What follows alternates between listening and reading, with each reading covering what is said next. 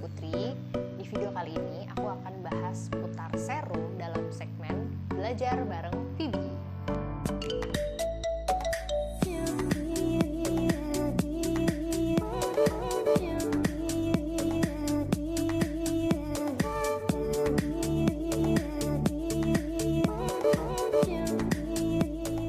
Nah, mungkin untuk step cleansing dan toning kalian udah pada paham kan?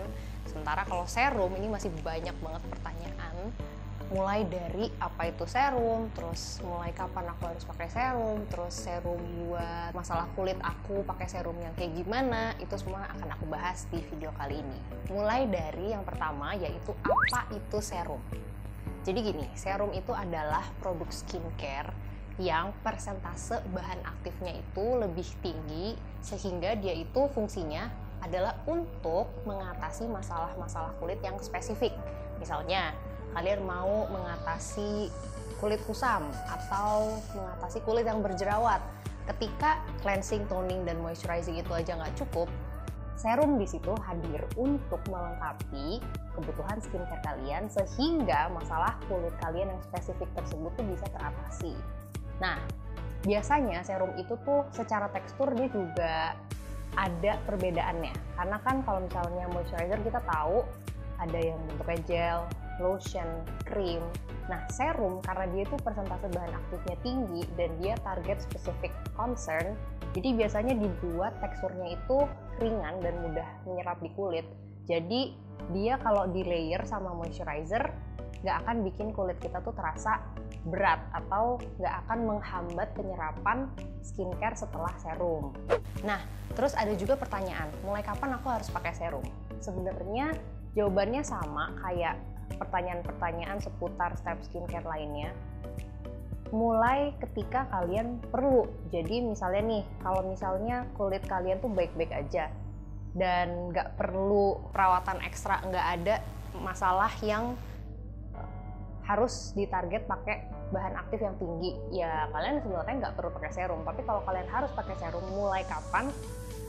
Kalau menurut yang aku tahu, info dari dokter kulit yang pernah menjelaskan ke aku, sebenarnya di usia 17-18 tuh kalian udah boleh pakai serum. Tapi kalian harus perhatiin jenis serum yang kalian pakai, karena nggak semua kulit dan nggak semua orang di rentang usia tertentu tuh memerlukan serum yang jenisnya sama. Jadi kalau misalnya kalian punya panutan yang usianya itu 30 ke atas atau usianya itu 40 ke atas, sementara kalian masih 20 ke bawah, ya jangan ditiru langsung gitu. Jadi kalian harus lihat sendiri ke kulit kalian gimana, kebutuhannya apa, dan reaksinya terhadap bahan-bahan skincare yang persentasenya tinggi itu gimana. Karena kalau misalnya kita cuma ngikutin aja, itu nanti bisa reaksinya tuh nggak sama. Jadi kita harus lihat kita perlunya apa, terus reaksi kulit kita terhadap bahan itu tuh gimana. Apa aja tipe serum? Tipe serum banyak banget sebenarnya. Ada serum yang buat acne, jerawat, ada serum yang buat wrinkles, anti-aging, terus ada juga serum yang buat mencerahkan, ada juga serum untuk mengurangi komedo.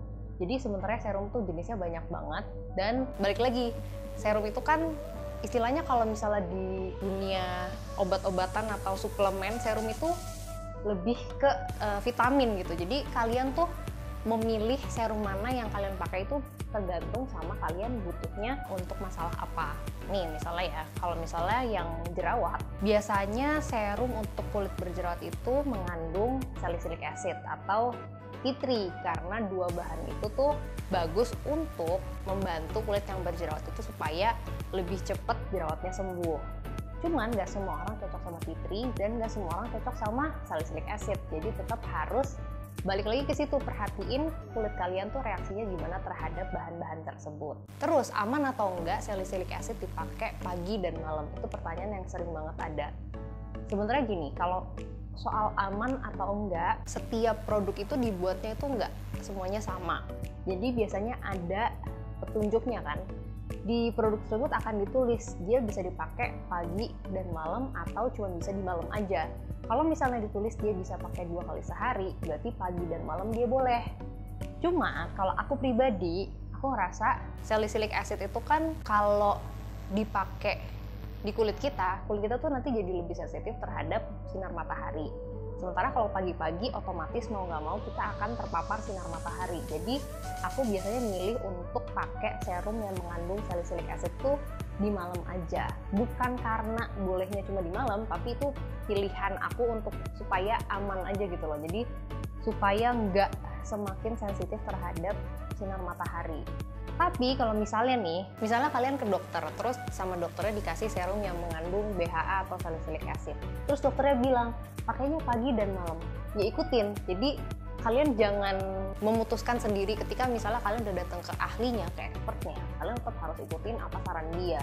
Tapi kalau misalnya nih kalian beli sendiri, terus kalian masih takut-takut nyobanya, terus belum terlalu lama nyoba acid, jadi kalian masih beginner nih dalam perasitan, ya kalau menurut aku sih lebih baik coba 1 kali sehari dulu, terus lihat reaksinya kayak gimana, baru decide untuk naikin frekuensinya atau enggak. Karena sebenarnya gini, kalau ngomongin serum yang mengandung acid itu tuh bener-bener sangat tergantung sama kulit orangnya.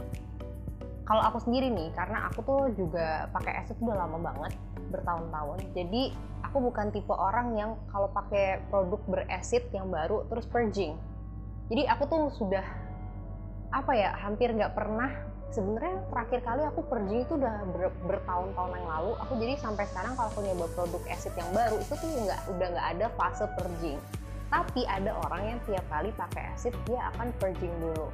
Terus kalau aku nih ya, pakai tiap hari nggak masalah. Pakai tiap hari, setiap malam nggak masalah. Tapi ada yang pakai 3 hari berturut-turut aja mukanya langsung inflame, langsung merah. Jadi nggak bisa blindly ikutin orang. Jadi nggak bisa semata-mata karena si A yang kita lihat dia mengerti itu dia pakai setiap hari, terus kita ikutin pakai setiap hari. Padahal kulit kita reaksinya nggak bagus dengan pemakaian setiap hari. Harus mulai dari frekuensi yang sedikit dulu, misalnya 2 atau 3 kali seminggu. Kalau misalnya nggak apa-apa, naikin frekuensinya. Atau misalnya ketika dinaikin frekuensinya reaksinya negatif, balik lagi turunin frekuensinya. Jadi kita harus kita harus perhatiin kulit kita tuh reaksinya bagaimana terhadap bahan-bahan aktif tersebut. Karena yang kayak aku bilang, serum itu kan persentase bahan aktifnya lebih tinggi. Jadi sebenarnya lebih gampang untuk kalian tahu reaksi kalian terhadap bahan tersebut tuh gimana. Terus selain serum untuk jerawat, banyak juga yang tanya serum untuk bikin kulit glowing.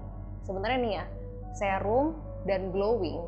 Jadi kalau kalian cari serum yang bikin kulit glowing, biasanya tuh aku akan merekomendasikan serum yang berbahan acid kayak AHA, BHA, atau PHA. Itu tuh biasanya aku akan merekomendasikan bahan-bahan tersebut. Kenapa? Karena acid itu punya kemampuan mengeksfoliasi kulit. Untuk kalian yang mungkin belum familiar eksfoliasi itu apa, jadi eksfoliasi itu meluruhkan sel-sel kulit mati. Jadi kulit itu tuh setiap hari kan beregenerasi, jadi sel-sel kulit matinya tuh numpuk. Ada proses peluruhan sel-sel kulit mati secara alami, tapi seiring bertambahnya usia, proses itu tuh jadi melambat. Nah, eksfoliasi itu tuh mempercepat proses tersebut, membantu proses tersebut tuh yang lambat tadi jadi normal. Jadi kulit mati kita, sel-sel kulit mati kita tuh dibersihin, dan otomatis kalau misalnya kulit matinya bersih, kulit itu jadi lebih glowing. Nah, makanya aku biasanya rekomen untuk yang kepengen kulitnya lebih glowing itu aku rekomen serum yang mengandung acid. Atau juga bisa dengan vitamin C atau niacinamide. Kalian mungkin juga udah familiar sama vitamin C dan niacinamide. Itu 2 bahan yang juga bisa untuk membantu mencerahkan kulit. Pertanyaan seputar serum glowing ini biasanya nih ya, kan orang nih udah nggak sabar nih ya pengen glowing, jadi dia pengen pakai setiap hari. Boleh atau enggak kak pakai setiap hari? Balik lagi kayak yang tadi mirip aku jelasin soal acne serum itu, lihat di kemasannya. Jadi nih ya, misalnya kalian beli produk serum untuk bikin kulit jadi glowing, kan pasti ada cara pakainya kan. Kalian baca baik-baik di cara pakainya. Misalnya nih kayak yang aku pegang, ini Cleveru Glass Skin Overnight Serum. Kita baca ya cara pakainya. Gunakan saat malam hari pada wajah dan leher yang sudah dibersihkan. Lanjutkan 10 menit kemudian dengan face oil atau pelembab. Waktu penggunaan diawali 2-3 kali per minggu. Ya udah ikutin. Jadi pakainya tuh pada malam hari aja di wajah yang udah dibersihin.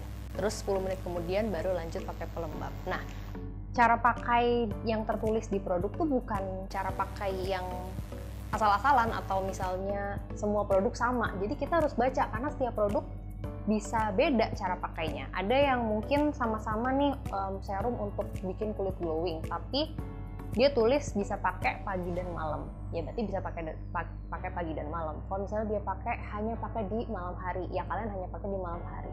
Terus, ini juga ada kan, waktu penggunaan diawali 2-3 kali seminggu. Mirip sama yang kayak tadi aku bilang soal salicylic acid. Kalau misalnya kalian baru nyoba, apalagi kalian baru banget nyoba acid, mulainya dari frekuensi yang rendah dulu, 2-3 kali seminggu. Kalau misalnya ternyata 2-3 kali seminggu fine-fine aja, boleh dinaikin frekuensinya. Tapi kalau misalnya reaksinya negatif, lebih baik turunin lagi frekuensinya. Terus ada tulisan juga, peringatan untuk produk yang mengandung AHA, alpha hydroxy acid. Selama penggunaan, hindari kontak langsung dengan sinar matahari dan sebaiknya gunakan tabir surya dengan minimal SPF 15. Jangan digunakan pada area di sekitar mata, mulut, dan membran mukosa lain. Jika terjadi reaksi hipersensitivitas, dalam kurung rasa terbakar, kemerahan, hentikan pemakaian. Jadi sebenarnya di produk tuh udah jelas gitu loh. Kalian harus pakai sunscreen paginya, terus kalau misalnya terjadi reaksi hypersensitivity harus di stop dulu. Itu tuh semua ada di sini. Jadi kemasan sebisa mungkin dibaca sampai tuntas, dilihat cara pakainya, himbauannya, terus ya diikutin. Jadi lebih baik sih kita jangan pakai ide-ide sendiri gitu. Kalau misalnya dia suruh malam aja ya malam aja. Kalau misalnya dia suruh pagi dan malam, ya kita coba pagi dan malam baik-baik aja atau enggak. Kalau misalnya baik-baik aja lanjut, kalau misalnya enggak berarti pilih salah satu aja. Karena sebenarnya nih ya, ketika misalnya nih satu produk dia tulis boleh dipakai setiap hari, itu tuh bukan, dia nggak mungkin membohongi kalian. Dia tuh bisa sampai ke konklusi itu setelah uji coba. Bahkan setelah uji coba, ketika dia mau dapet izin untuk produknya, itu tuh akan direview lagi. Tulisan cara pakai, tulisan klaim-klaimnya itu tuh akan direview lagi sama BPOM. Jadi kalau misalnya udah tercetak di situ, udah ada BPOM-nya, berarti dia udah punya izin untuk bikin klaim seperti itu atau bikin anjuran cara pakai seperti itu. Karena kalau misalnya cara pakai yang dia anjurkan itu salah dan nggak sesuai dengan uji lab, itu pasti akan disuruh ganti. Karena kalau misalnya nggak diganti, nggak akan dapat izinnya. Jadi menurut aku yang paling aman adalah kita ikutin aja anjuran pakai yang udah tertulis di kemasan produknya. Tadi kulit berjerawat udah, terus kulit kusam yang pengen lebih glowing udah, lanjut ke kulit yang kering atau kalian yang pengen pakai serum hydrating. Nah, sebenarnya kalau hydration itu kan itu adalah kalau buat aku pribadi ya kebutuhan primer kulit. Karena eksfoliasi pun dia tidak akan berjalan maksimal kalau hydration kulit kita juga nggak cukup gitu. Jadi sebenarnya hydrating serum itu adalah menurut aku jenis serum yang kalau aku sih harus selalu ada. Jadi kalau misalnya nih aku lagi pakai serum yang exfoliating dan aku ngerasa aduh kulitnya jadi kering, ya udah sedia hydrating serum itu gitu. Nah, kandungan-kandungan apa aja yang harus dicari atau yang sebaiknya dicari kalau kalian mau pilih hydrating serum? Biasanya kalau hydrating serum itu mengandung yang paling sering ya hyaluronic acid. Kalian pasti juga udah familiar dengan hyaluronic acid. Dia fungsinya adalah untuk narik air ke kulit kita. Jadi kulit kita itu kayak dikasih minum air gitu loh, jadi dia lebih hydrated, lebih plump. Terus selain hyaluronic acid, biasanya juga ceramide, peptide, urea, terus sodium PCA, macam-macam deh. Pokoknya hydrator tuh banyak banget jenisnya. Beberapa plant extracts yang non-fragrant, yang nggak wangi, itu juga punya fungsi hydrating juga. Jadi selain hyaluronic acid, juga bisa plant extract yang hydrating, terus bisa juga ceramide dan lain-lain. Terus, pertanyaan, Apakah serum ini wajib untuk semua jenis kulit? Wajib atau enggak? Kalau aku pribadi, buat aku pribadi wajib. Kayak aku bilang tadi, wajib ada. Karena itu kayak air putih aja sih. Wajib minum air putih setiap hari. Hydrating serum buat aku juga wajib.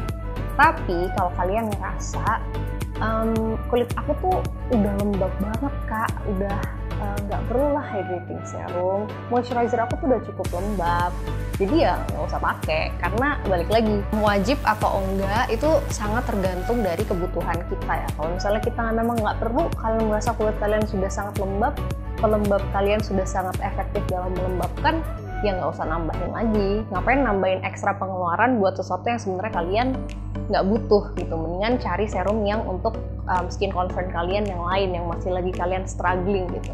Nah, jadi jawaban dari pertanyaan wajib atau enggak adalah balik ke kebutuhan. Tapi kalau aku pribadi, aku wajib punya. Nah, tadi kan udah kulit berjerawat, kulit kusam, kulit kering, sekarang ke anti-aging. Ini penting juga nih. Biasanya nih ya, kalau yang sering aku baca itu pertanyaannya adalah serum anti-aging itu mulainya umur berapa? Karena kan yang namanya kita mencegah, itu kan nggak mungkin dong kita tunggu tua dulu, pasti sebelum tua kita pakai dulu. Tapi mulai di umur berapa kak? Pertanyaannya gitu. Nah, kalau aku nih, yang aku tahu dari dokter kulit, serum anti-aging itu kan biasanya nih ingredientsnya itu retinol, retinoic acid, terus peptide, pokoknya bahan-bahan antioksidan atau bahan-bahan yang meningkatkan produksi kolagen, misalnya retinol, peptide, dan sebagainya. Itu tuh mulai kapan sih? Aku kan juga penasaran ya. Terus habis itu si dokter bilang katanya sih yang penting yang udah mulai harus mikirin itu tuh usia 20 ke atas. Jadi kalau misalnya kalian masih belasan atau kalian kulitnya tuh masih kenyal gitu ya, itu nggak usah pusing tuh soal retinol atau peptide, itu kalian nggak usah pusing. Tapi kalau misalnya udah mulai masuk usia 20, 21 ke atas lah ya, itu mesti mulai nyoba-nyoba biar kulitnya itu nggak kaget sama bahan-bahan tersebut. Karena pada akhirnya misalnya di usia 30 ke atas, retinol tuh sebenarnya jadi bahan yang penting, sepenting vitamin C atau hyaluronic acid. Jadi harus mulai berkenalan karena pada akhirnya akan perlu itu gitu loh. Tapi ya itu tadi aku bilang, kalau misalnya kalian usianya di bawah 20, tenang, belum waktunya kalian untuk pusing. Kalau misalnya kalian udah 20 atau kayak aku 26, aku udah mulai rutin pakai dan mulai melihat reaksi kulit aku terhadap produk-produk retinol yang aku coba. Nah, pertanyaan yang related juga nih ya, tips berkenalan dengan retinol. Aku pengen coba pakai retinol, gimana caranya supaya kulit aku nggak rusak ketika aku pakai retinol. Jadi sebenarnya gini ya, retinol itu kan kayak lebih mirip ke vitamin C daripada ke acids kayak AHA atau BHA. Karena retinol itu sebenarnya bahan antioksidan. Nah, jadi sebenarnya harusnya tuh kulit kalian nggak bereaksi yang negatif bombastis gitu loh. Jadi harusnya sebenarnya biasa-biasa aja. Dan kenapa ada orang yang nyoba retinol kemudian kulitnya jadi bermasalah? Bisa ada dua kemungkinan. Satu, persentase retinol di produk yang dia pakai itu terlalu tinggi, jadi kulitnya kaget gitu ya. Kemungkinan kedua, di produk retinol itu isinya nggak cuma retinol doang, tapi ada bahan-bahan yang potentially irritating. Kayak misalnya yang sering aku bahas, simple alcohol atau essential oil, itu plant oil atau plant extract yang wangi, yang fragrant, itu tuh sebenarnya sering tuh ada di produk yang mengandung retinol. Jadi biasanya kulitnya jadi reaktif atau jadi inflame, jadi iritasi, itu bukan karena retinolnya, tapi karena bahan-bahan yang potentially irritating yang ada di dalam produk retinol tersebut. Makanya kalian harus selektif banget ketika milih produk retinol. Itu pilihlah yang memang isinya retinol dan dia nggak mengandung bahan-bahan yang bisa berpotensi mengiritasi kulit kalian seperti fragrance, essential oils, atau simple alcohol. Itu saran dari aku. Nah, terus yang untuk yang poin nomor 1 yang soal persentase retinol itu juga penting karena sebenarnya retinol itu di persentase serendah 0,01 aja itu sebenarnya dia udah bisa ngefek. Jadi nggak perlu kalian nyari misalnya yang persentase setinggi mungkin. Biasanya sih yang paling tinggi yang aku tahu di pasaran yang boleh ada, please correct me if I'm wrong, tapi setahu aku yang paling tinggi yang boleh ada di pasaran itu 2%. Nah, kalau misalnya kalian belum pernah pakai retinol sebelumnya, terus kalian masih kulitnya itu masih reaktif, terus kalian tiba-tiba pakai yang 2%, ya sebenarnya sih aku nggak akan kaget kalau tiba-tiba kulitnya jadi bereaksi negatif. Jadi mulailah dari yang persentasenya rendah dulu. Kalau misalnya kalian pakai persentase yang rendah itu udah nggak apa-apa nih, udah aman-aman aja, baru kalian bisa naikin lagi persentasenya. Jadi jangan langsung cari yang persentasenya paling tinggi. Biasanya kan ada, kita suka nggak sabaran kan, duh gimana ini udah garis-garis halus, aku pengen kenceng lagi nih, aku pengen plump lagi, aku pengen kenyal lagi, langsung cari yang persentasenya tinggi. Tapi kan resikonya itu nanti kulitnya jadi bereaksi negatif ya kan. Daripada kayak gitu ya mendingan kita mulai dari yang persentasenya rendah dulu. Bikin kulit kita itu kenal dulu sama retinol, baru kalau misalnya udah oke di yang persentase rendah, baru naikin persentasenya. Itu tips dari aku. Nah, tadi kan aku udah bahas soal serum berdasarkan penggunaannya, berdasarkan skin concern-nya.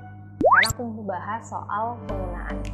Mungkin ada juga yang dari tadi udah dengerin penjelasan soal serum acne bla tapi sebenarnya nggak tahu sebenarnya serum itu dipakainya kapan. Nah, serum itu dipakainya setelah kalian bersihin muka sama toning. Jadi sebelum kalian pakai pelembab. Nah, boleh nggak sih pakai serum itu berlayer-layer atau pakai beberapa serum dalam satu waktu? Misalnya nih habis pakai serum yang A, terus tunggu kering, habis itu serum yang B, habis itu tunggu kering, habis itu serum yang C, habis itu serum yang D, habis itu serum yang E, baru moisturizer. Boleh atau enggak? Sebenarnya kalau kalian tanyanya sama aku, boleh atau enggak itu tergantung dari kebutuhan dan reaksi kulit. Balik lagi, karena ada orang yang bisa pakai serum berlayer-layer karena dia udah se-expert itu. Dia tahu bahwa serum A dan serum B dan serum C dan serum D kalau dipakai dalam satu waktu mereka nggak akan saling meniadakan. Dia udah sepaham itu, ya nggak apa-apa karena dia udah tahu dan dia udah ngerti juga reaksi kulitnya dia kayak gimana.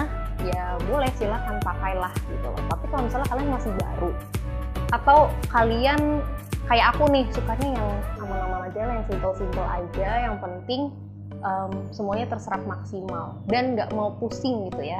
Aku sih biasanya akan milih satu serum aja. Jadi aku nggak suka layering serum tuh, sebenarnya aku nggak suka. Tapi boleh atau enggak, atau bahaya atau enggak, sebenarnya balik lagi kayak ke jenis serum yang kalian pakai dan produknya itu sendiri. Karena not all serums are made equal. Nggak semua serum yang fungsinya itu mirip, itu formulasinya sama atau teksturnya sama, performance-nya sama, itu enggak. Mereka itu beda-beda semua, jadi nggak bisa dipukul rata.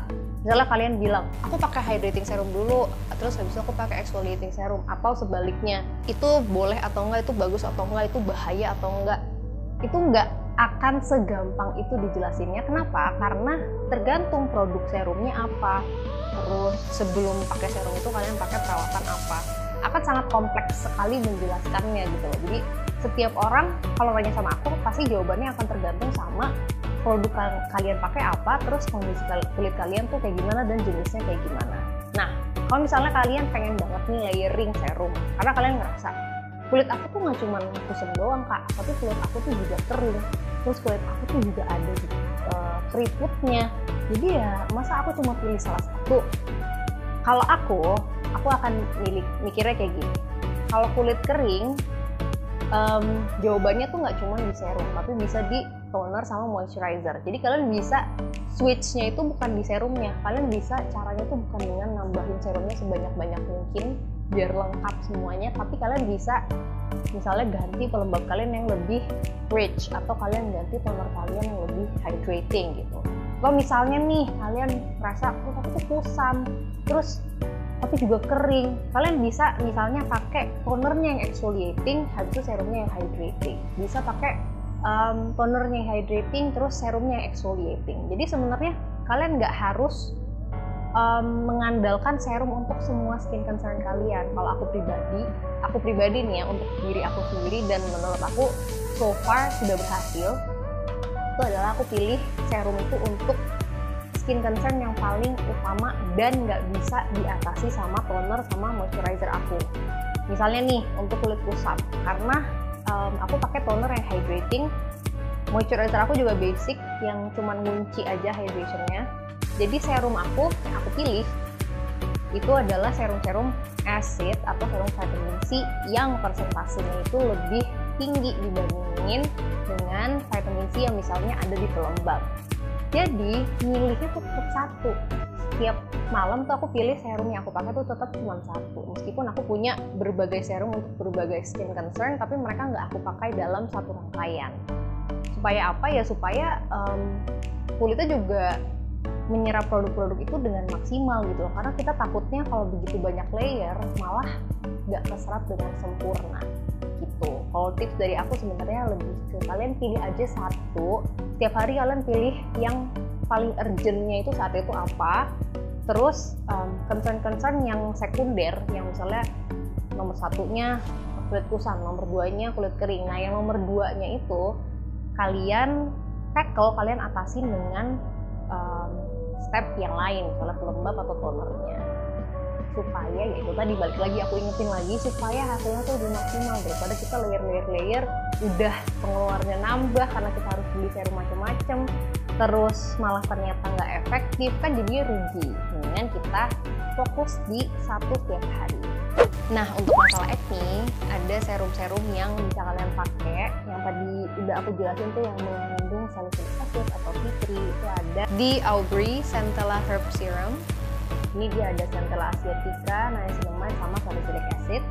Terus ada juga The Ordinary yang salicylic acid 2% solution. Ini aku yakin sih aku udah pernah review ini sih. Soalnya The Ordinary tuh kayaknya udah semuanya aku coba. Dan untuk kalian yang suka produk-produk yang simple, ya The Ordinary itu bisa jadi salah satu opsi yang recommended menurut aku. Kalau yang ini dia nggak cuma salicylic acid aja, dia ada Centella asiatica yang fungsinya itu calming, sama niacinamide yang bisa brightening.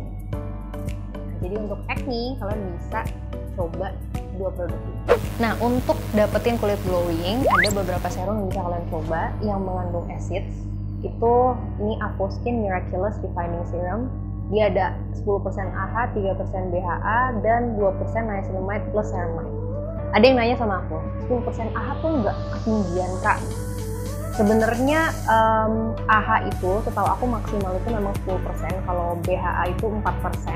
Jadi si Avoskin masih di batas yang boleh. Tapi memang kalau kalian baru banget dalam per-acidan, ya kalian harus patch test dulu di sini. Misalnya kalau misalnya terlalu panas atau terlalu perih, ya berarti kalian harus cobanya sekali seminggu dulu atau 2 kali seminggu baru naikin frekuensi.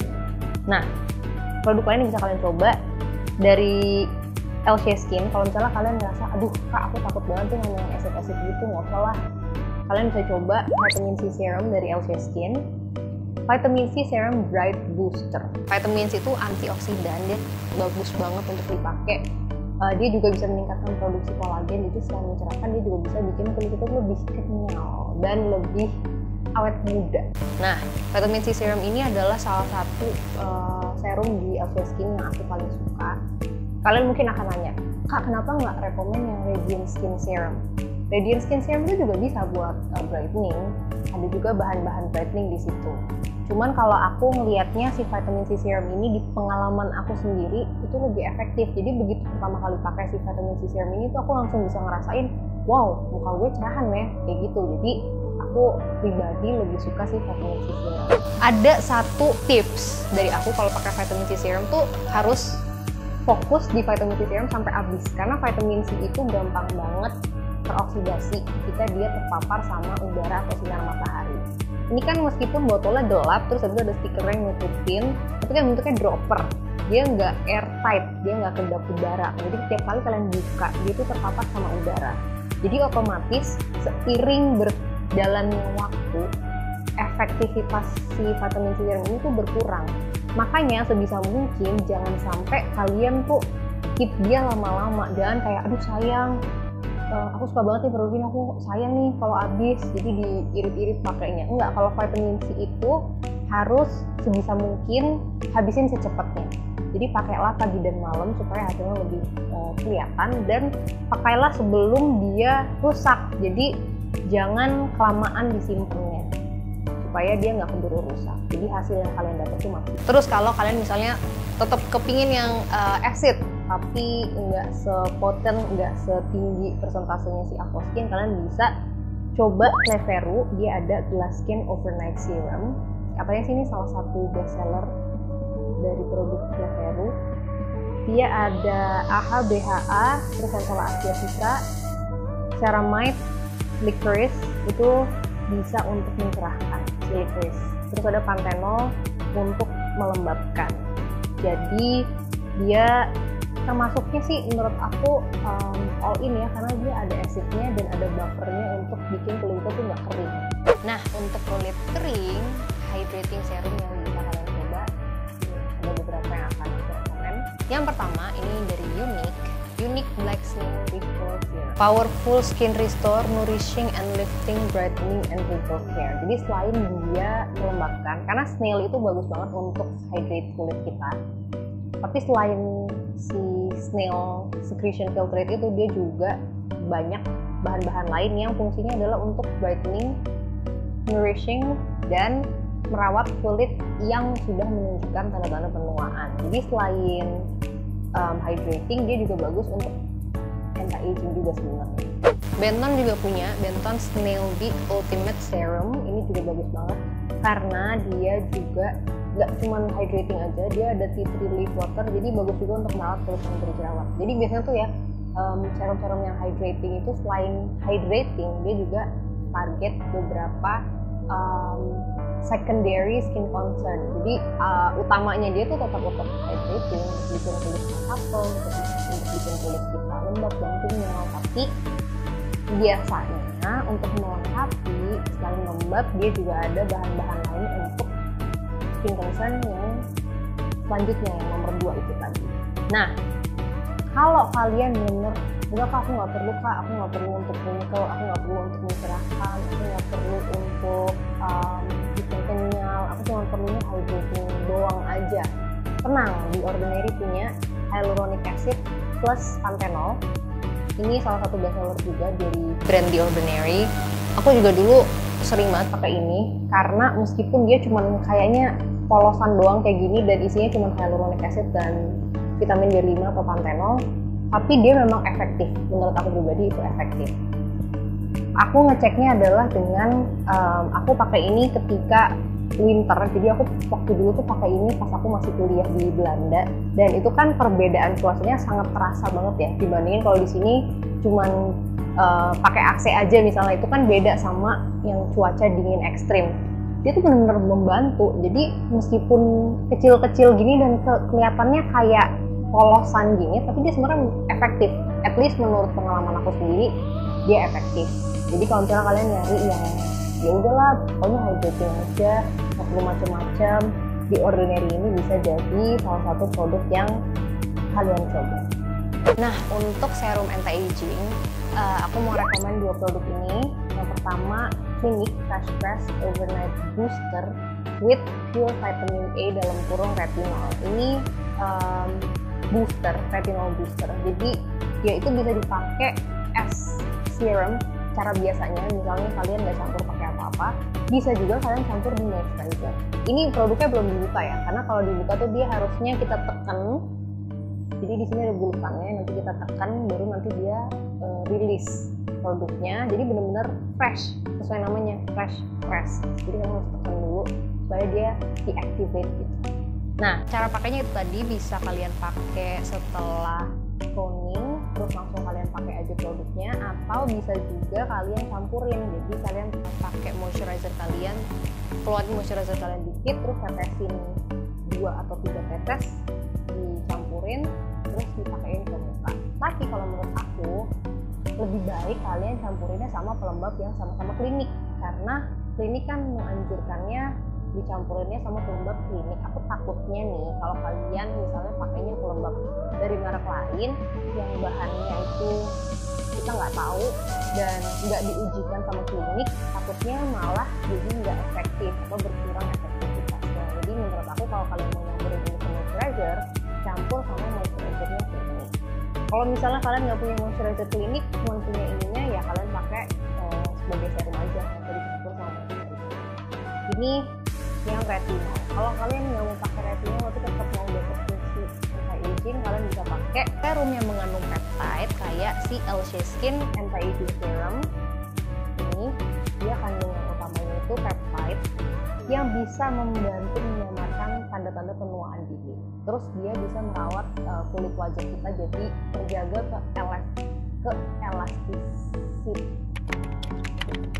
jadi terjaga elastisitasnya. Nah, ini tuh nggak ada retinol, jadi kalau kalian takut sama retinol, kalian takut sama ini karena dia bahan utamanya itu si peptide. Jadi kalau untuk anti-aging, dua serum ini bisa kalian coba. Nah, itu tadi penjelasan seputar serum dari aku. Aku akan merangkum sedikit beberapa poin terpenting dari penjelasan aku tadi. Yang pertama, serum itu sebenarnya penting atau enggak di skincare rutin. Penting atau enggak, kalian harusnya udah hafal nih ya, penting atau enggak, sangat tergantung dari kebutuhan kulit kita. Kalau kita memang perlu, ya itu jadi penting. Tapi kalau kulit kita masih bagus, masih kenyal, berarti produksi kolagen yang masih bagus, iya nggak usah maksain pakai serum karena akhirnya jadi percuma. Tapi kalau misalnya kita sudah merasa perlu, merasa kulit kita dipakein step yang basic itu kondisinya tidak membaik, masalah-masalah kulit yang kalian pengen tackle, yang pengen kalian atasin itu tidak membaik, ya berarti serum itu menjadi penting. Terus yang poin selanjutnya yang mau aku highlight juga adalah soal layering. Sebenarnya layering itu jadi membantu atau malah bikin jadi kurang efektif. Itu sama kayak yang tadi aku bilang, itu akan sangat tergantung sama produk serum yang kalian pakai dan proses step layeringnya itu seperti apa.